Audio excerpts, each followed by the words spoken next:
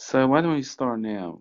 We were in 2.5 and didn't finish that time. We talk about properties of graphs. We talk about the symmetry of the graphs.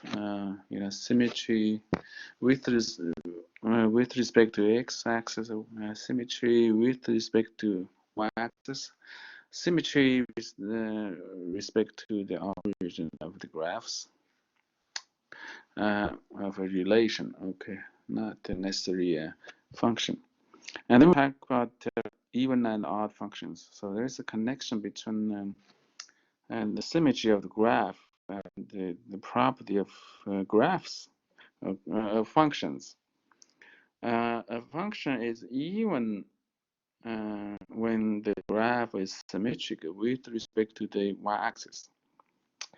A function is odd when the graph of the function is symmetric with respect to the origin. Okay. So let's just do one more example about functions and see whether it's even or odd or neither. Okay. We don't always get even and odd functions. Sometimes, a lot of functions they are not even nor or odd. So for example, in this problem, we got the function f of x equal to x to the fourth plus 2x. And that's neat, even or odd, because when you change x to negative x, you get f of negative x equal to negative x to the fourth plus 2 times negative x. So basically, you just plug in negative x for x everywhere in the function, and you get x to the fourth minus 2x, and that's not equal to f of x, the original function, which is x to the fourth plus 2x, nor negative for x, negative f of x, which is negative x to the fourth 2x. So this function has no symmetry and it's neither even nor odd. Actually, if you look at the graph, the function is like this. So you can see there's no symmetry for the function, for the curve, right? Okay. Remember, if f of negative x equal to f of x, then we get the even function. If f of negative x equal to negative f of x, we got odd function. But in this case, neither happens. So this function is neither even nor odd. All right. Any questions? All right. Then I will go to the next page if there's no question. Okay. There's some other properties of the graphs we need to discuss today. And the first thing is called translation of graphs.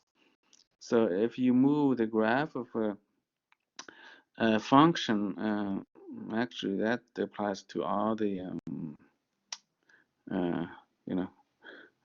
graphs. But let's just talk about the function of x. So you can move the graph of the function f vertically or horizontally. You can move it upward or downward or leftward or rightward.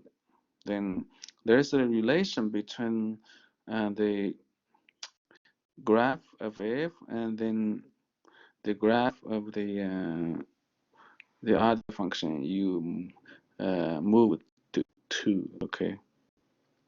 So for example, let's just assume c to be a positive number, a constant. Okay, like 1 or 2 or 5, whatever you want. So then the graph of f of x plus c is a vertical shift c units upward of the graph of f of x. So in other words, to get the graph of fx plus c, you need to move the graph of f upward c units. Okay, as I said, c is a positive constant. So similarly, the graph of fx minus c is a vertical shift c units downward of the graph of fx. So if you want to get the graph of fx minus c, then you just move the graph of f downward c units. All right. And next, the graph of f of x plus c, okay, is a horizontal shift c units leftward of the graph of f of x. So, so this is a little tricky, you know. If you want to get the graph of f x plus c, you need to move the graph of f leftward c units. And similarly, the graph of f of x minus c is a horizontal shift c units rightward of the graph of fx. So if you want to get the graph of f of x minus c, you just move the graph of f from rightward c units. Okay, so this is a translation along the horizontal axis. Okay. So, you know, we can see the three graphs in here. So in this example, we need to use the wave on the right, which is a half circle centered at origin and with the radius 2. And use that graph to sketch the graph of y equal to f of x plus 3. So this time we just move or shift to the graph of f, the half circle upward 3 units. Okay. And part B, we need to get a graph of y equal to f of x minus 3.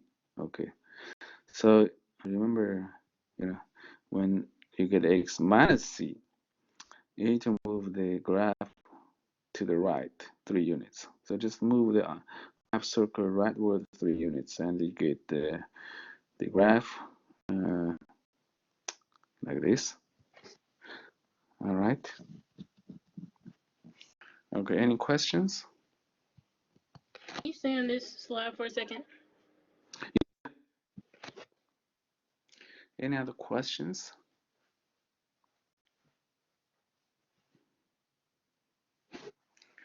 So the shift along the vertical axis and the horizontal axis are like opposite. Okay.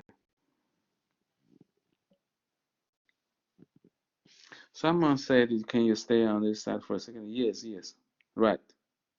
Yes, I am staying this on this slide. Any other questions? You know, I'm trying to answer questions at the same time while I'm waiting for her. I'm ready. Okay, good. So I go to the next page or slide. Okay. So this time we get another question that we are given the graph of f again, and we need to sketch the graph from g of x equals fx plus 1 minus 3. Okay, and let me see the question. Okay, from Samantha. And so will the quiz be mostly on graph translation? No. It will be including 2.4 and 2.5, as I said. So it's not just the translations. We talk about you know, 2.4 and 2.5, you know, including all the contents in those two sections. Okay, any other questions? Translation is just part of it. Okay. Okay, we need to graph you know, the function of f of x plus 1 minus 3. Okay, so the left hand side is the graph of fx. How do you get the graph of f of x plus 1 minus 3? Okay, so you can do either first. For example, you can do the f of x plus 1 first. So to get graph of f of x1, you just shift the graph of f to the left 1 unit. Okay, x plus 1. So you shift the left 1 unit. So you can see the vertex, you know, shift from -2 to -3. Okay, if you shift it left 1 unit, and then you need to shift the f of x plus 3 units down. Okay, f of x plus 1 minus 3. So then the vertex shift down 3 units. So you get a graph on the right, like this, right? Okay, any questions about this slide?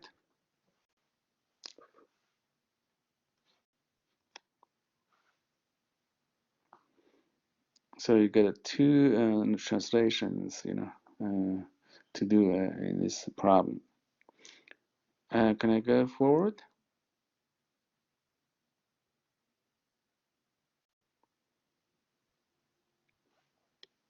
Okay, so let's move to the next slide. Okay, the next thing is called the reflection of graphs. So that's a different thing. In reflection, you can reflect a graph across the x-axis or the y-axis. It's just like a mirror. Okay. So the negative of fx is the graph of fx reflected across the x-axis. Okay. All right. And the graph of f of negative x is the graph of f of x reflected across the y-axis. Okay, you change negative x to x. All right. So there is a difference between these two reflections. So in this example, use the graph of g on the right to sketch the graph of negative g and the g of negative x. Okay, so we got the straight line, passing through 2 x-axis and the slope 1. So we need to graph the negative g. The negative of this function. So you reflect across the x-axis. All right. So the y becomes negative y. You can see reflect across the x-axis. So that's like a mirror on the x-axis. And part B, y the g of negative x. So you reflect x and x. So that's across the y-axis. You just reflect it through the y-axis. So you got the line, like this. So that's like a mirror across the y-axis, right? So you can see clearly these reflections.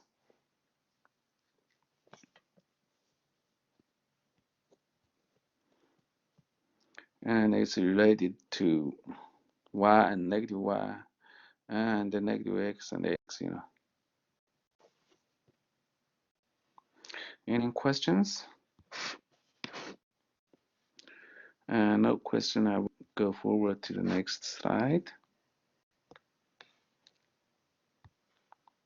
Okay, there's one more thing. It's called compressing and stretching of graphs. Okay, so there are different types of operations on the graphs. Okay, so you can either compress or stretch the graph function on the x-axis or y-axis. For example, if p is a number greater than 1, so obviously it's positive. Okay. Then the graph of c times f is the graph of f stretched vertically away from the x-axis. So if c is greater than 1, then c times f will be greater than f. So you stretched vertically away from the x-axis. Okay, you pull the curve upward. C is between 0 and 1, so that's like a 0.5. Then you compress. Okay. Then the graph of c times f is the graph of f compressed vertically toward the x-axis. You push down. Okay. The curve. C times f will be less than f this time because c is less than 1. So you compress it. So for example, how do we, yes, Rika? Yeah. What's I have a question. yeah? What is C? C is any constant, like 2. C is greater than 1. You can choose any number like 2 or 3 or 5 or 100 Okay. as you like. When C is between 0 and 1, you can choose C to be 0.5, 0.3, 0.2, 0.7, any number between 0 and 1. Okay. Thank So, you. so this is general property for all those kinds of C's. All right. So in this example, we need to sketch the graph of h of x equal to 1/4 absolute x minus 3 from the graph of y equal to absolute x, y equal to absolute x. So on the left, we have the graph of y equal to absolute x drawn, and then we need to use that to sketch the graph of h of x equal to 1/4 absolute x minus 3. So again, we have to do the 2 steps because it involves 2 operations here. First, you multiply absolute x or y or original graph by 1/4. So that means you're going to compress the graph of absolute x to 1/4. So compress vertically toward the x-axis by 4 times, so that it becomes 1/4. So it becomes flatter. Okay, and then you subtract 3 from that, so you move down 3 units from that. So you can to get the graph like this. Okay, so the yellow curve. So you can see you compress it to the 1/4 of the original graph and then move down 3 units along the y-axis, right? Any other questions for this example? So this is the case when you compress and stretch along the y-axis, but you can also do a similar thing along the x-axis. You can compress or stretch along the x-axis, and this time, you will get a little different function or expression. So if there's no question, I'm going to move to the next page. Okay, so again, we're talking about compressing and stretching of graphs, but this time is along the x-axis, okay, instead of y-axis. So in this case, again, if c is greater than 1, any constant greater than 1, then the graph of f of cx is the graph of fx compressed horizontally toward the y-axis. So this time you compress it. If you multiply x by c, where c is greater than 1, then you compress the graph of f on the horizontal axis. Right? If c is less than 1, between 0 and 1, then the graph of f of cx is graph of x stretched horizontally away from the y-axis. So you stretch and on the horizontal axis. If c is less than 1, between 0 and 1. Okay, so this again, this is contrary to the case of compressing or stretching along the y-axis, just like the shifting. Okay, they're opposite. So in this example, we get a graph of f on the right. Okay, so there's a sine function, a standard sine function. And we need to sketch the graph of f of 2x. Okay, so f of 2x. So the number c is 2 that's greater than 1. So you can compress the graph of sine x to get a graph of f of 2x or sine 2x like this. So it becomes dense. Okay, you compress along the x-axis, right? And part B, we need to sketch the graph wave of 1/3 x. So this time c is equal to 1/3, is less than 1/3. This time you can stretch horizontally along the x-axis. So you pull, okay, so that the graph will become sparse. It becomes white. As you can see. So you need to stretch or pull the curve away from the y-axis 3 times, so it becomes like this. All right. Any questions for this slide? So you need to be pretty cautious about this, translation and the compressing or stretching x and y x axis are opposite in some sense. All right, so we discussed quite a few things in 2.5, symmetry. They are all called symmetry operations, but it involves not just the reflection, but also translation and compressing. So that's the end of 2.5. So we're going to do 2.6 now if you don't have any more questions. So now I just upload the slides for 2.6.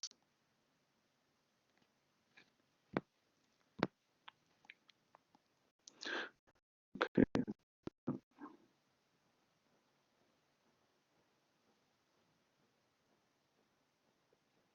So by the way, I think in test 1 we just did in chapter 1 everything chapter. So chapter 2, test 2 we basically includes the content in chapter 2. But double check your email and the Blackboard announcements that I will post or send later. Okay, hopefully today. I'll try to do it today. Okay, that will tell you everything about details about test 2. But for the quiz on Wednesday, it just includes 2.4 and 2.5. Okay, 2.6. It's not a non-section, so it will include in test 2. Okay, 2.6. So talk about the algebra of functions. When we talk about algebra, we mean a few things. Arithmetics is a kind of algebra like plus, minus, multiplication, and division, but it has a little more for algebra more than arithmetics, as we'll see. So let's just talk about addition, subtraction, multiplication, and division of two functions. They are in the same sense of operations of numbers. Okay.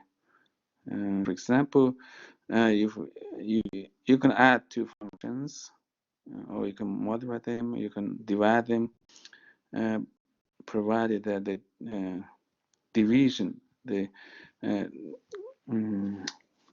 denominator g x is not equal to 0. But one of the things is the domain. When you do these operations, then the domain of those functions will change in most cases. So, for example, in this problem, we have f(x) equal to square root of x minus 1. So the domain of the function f will be all the real numbers greater than or equal to 1. Okay, remember, domain means all the values of the independent variable that can be used in this function. So when you take the square root, you want the number inside the square root to be positive or 0. So that means x itself has to be greater than or equal to 1 to make x minus 1 positive or 0, right? So that's it. And we have another function g, which is a square minus 4. So then this function has all real numbers as a domain because there's no restriction in this expression of G that make some values of x not working for the function. Okay, all real numbers of x works for this function G. All right.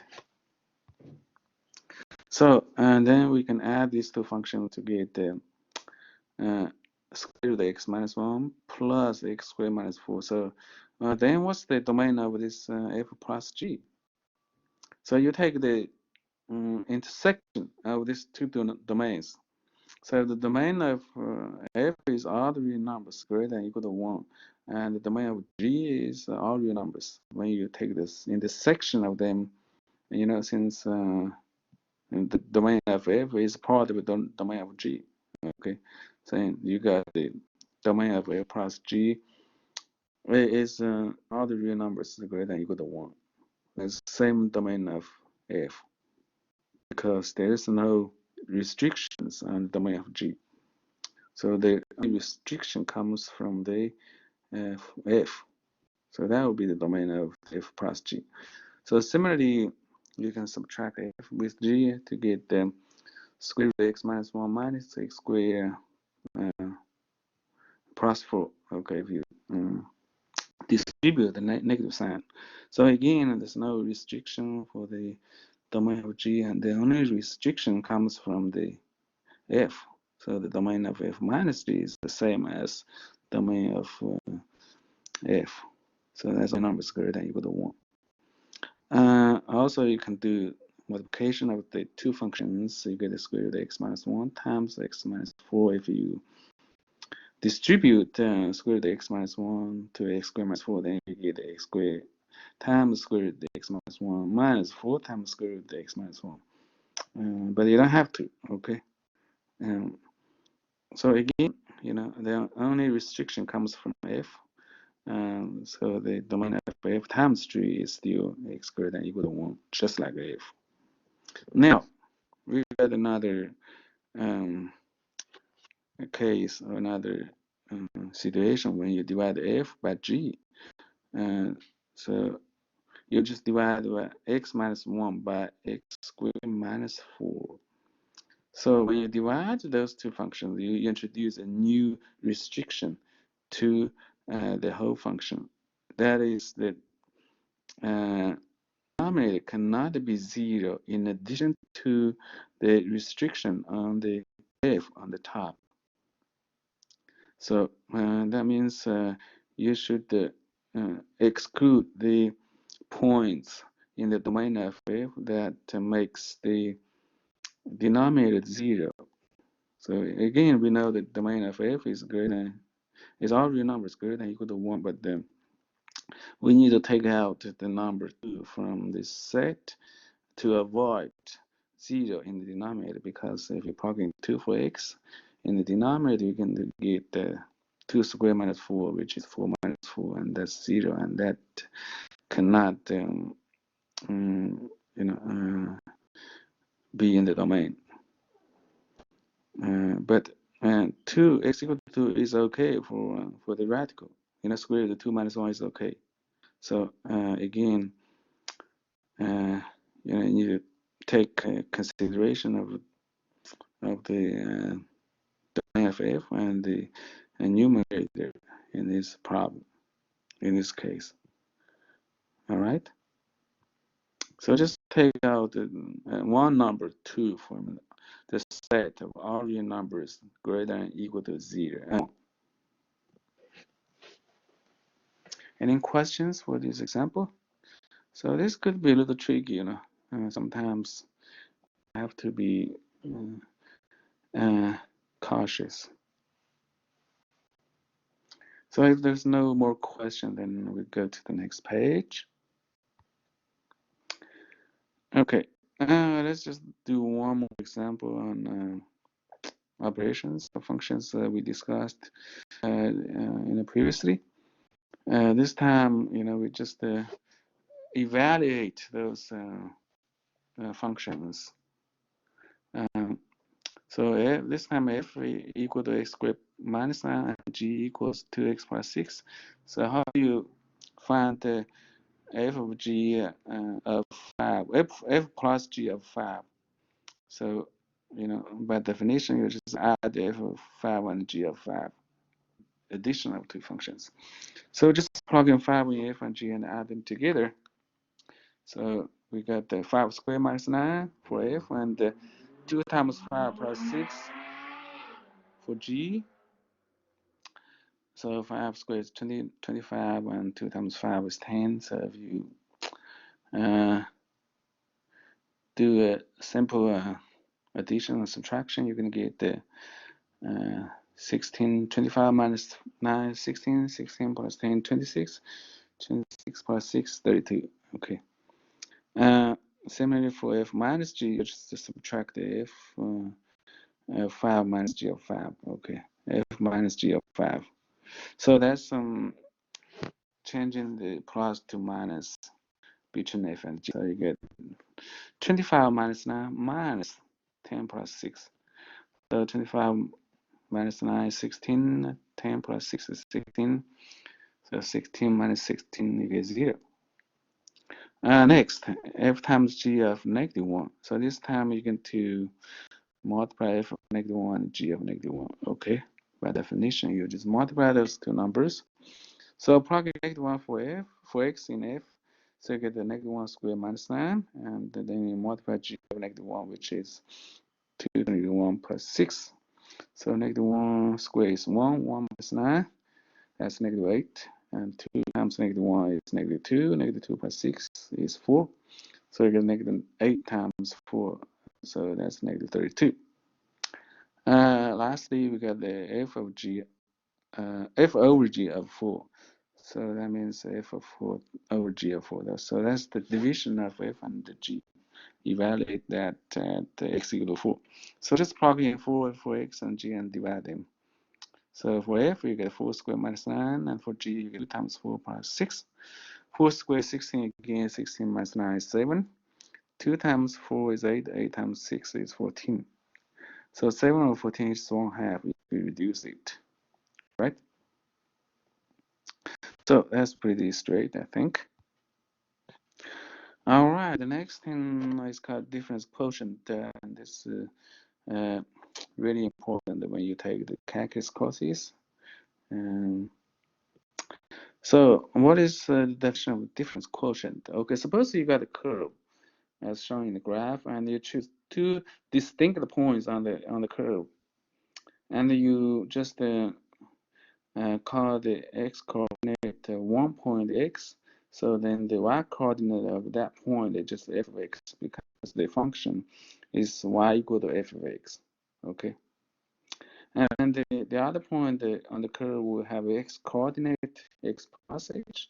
So similarly, the y coordinate will be f of x plus h, because the function is y to fx. So when x is equal to x plus h, then y will be equal to f of x plus h. Just plug in x plus h for x in y.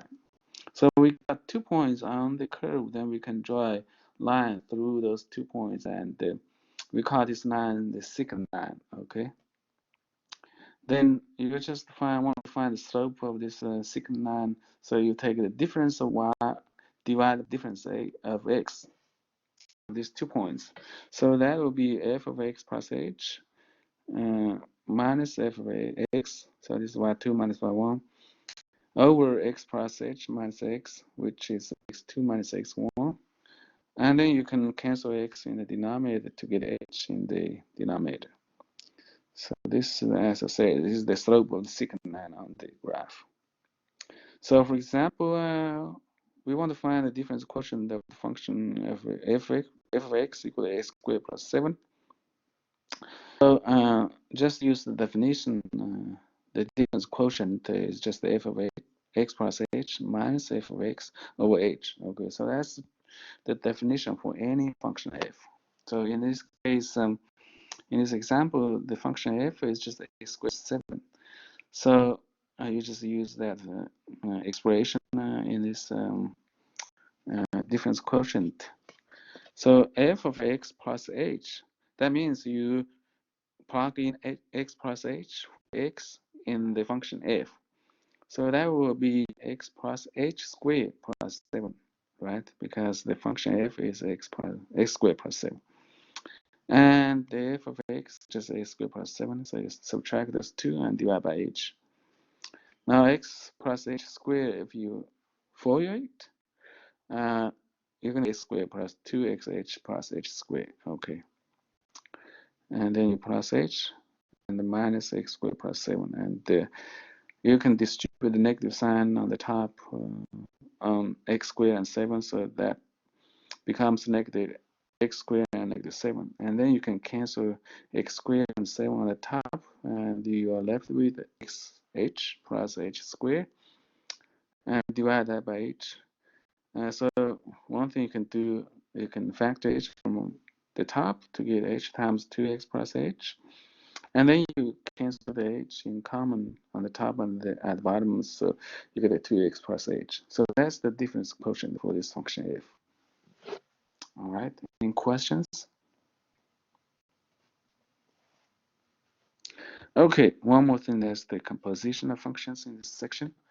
So the definition of composition of two functions, f and g, or f circle g, or f compose g, is equal to f of g. Okay, so that means you plug in g as x in f, right? So let's just do one example. So in this example, f of x equal to x squared minus x, and g of x equal to 3x plus 1. So we need to find the f circle g and the g circle f, or f compose g and the g compose f. So for f compose g, using the definition, we get the f of gx.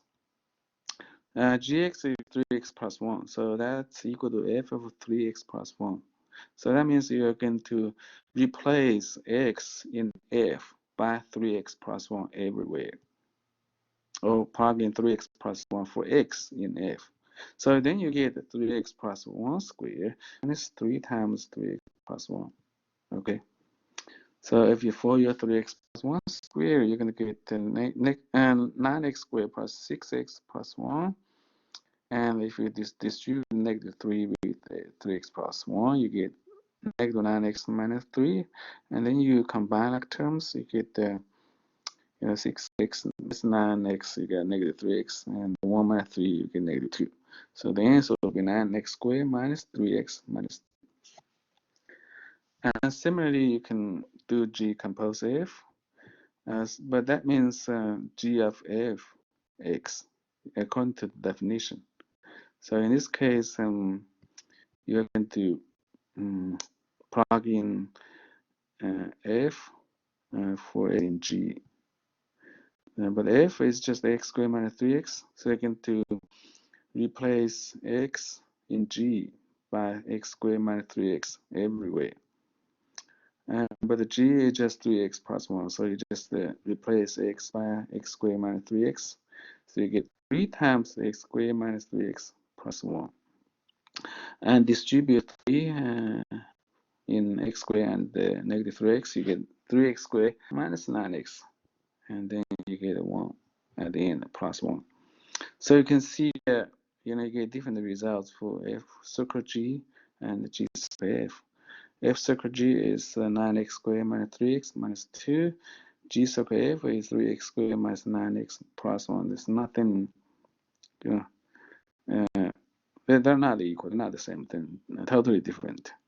So the composition of functions do not follow commutative law.